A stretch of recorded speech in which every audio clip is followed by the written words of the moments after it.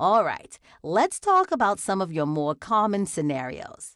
Now, we are going to go through a few scenarios. So, to make things easier, I've created a sample company with some financial reports that we can reference as we go. Let's take a quick peek. This is the balance sheet for our sample company, Business XYZ. As you can see, on March 6th, they had a total assets value of $17,200 and a total liability and equity value of $17,200. So far, so good, am I right? Now, moving over to the income statement for the same date, after their revenues and expenses, their net income was $300. All right, does everything make sense? Good. Let's take a look at some common business transactions and see what happens.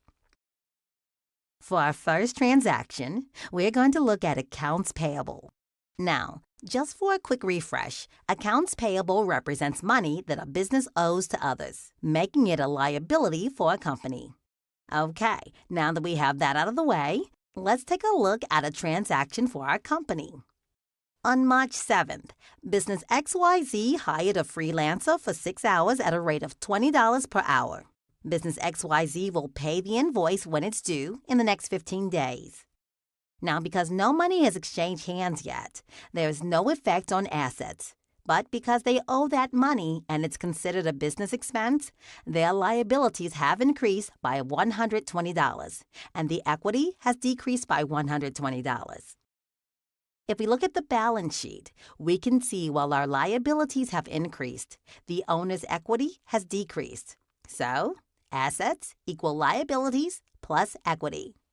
And finally, in this case, because hiring a freelancer would be considered a business expense, this transaction will affect the income statement by reducing the profits by $120 because of the added expense.